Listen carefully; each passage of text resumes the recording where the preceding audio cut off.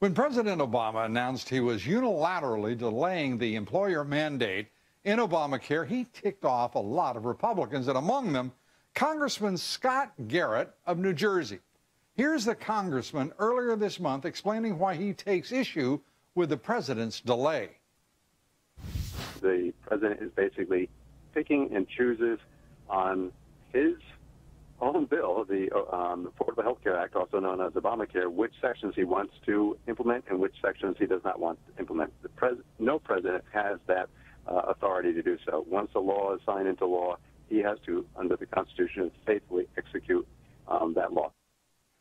Well, New York Times political reporter Jackie Calmes asked the president last week whether he consulted White House attorneys before he delayed the mandate.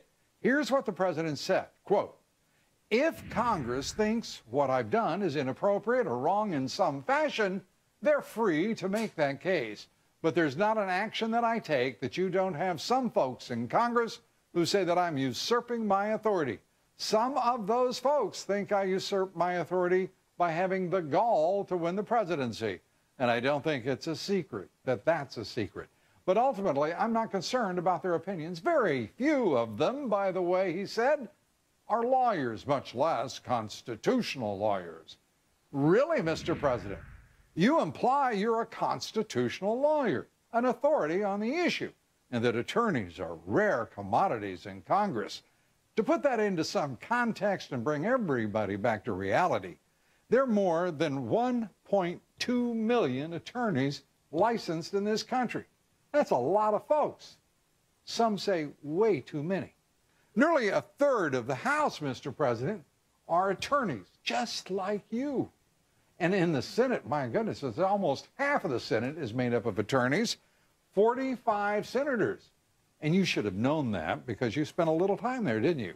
And Congressman Garrett, well, guess what, Mr. President? He earned his law degree way back in 1984. As for you being an authority, we are sure you are. We looked hard at your resume, Mr. President, a lecturer at the University of Chicago Law School, 92 to 96, a senior lecturer at the University of Chicago Law School from 96 to 2004, teaching 3 courses a year.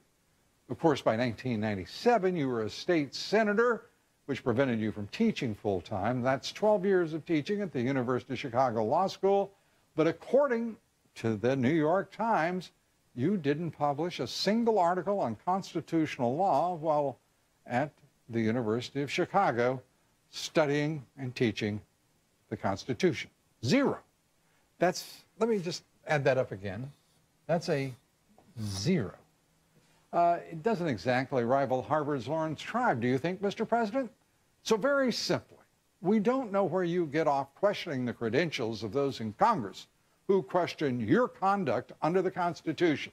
I personally would like to see fewer attorneys on Capitol Hill, certainly, and maybe one fewer, at least at 1600 Pennsylvania Avenue, is something that would be, well, persuasive to many.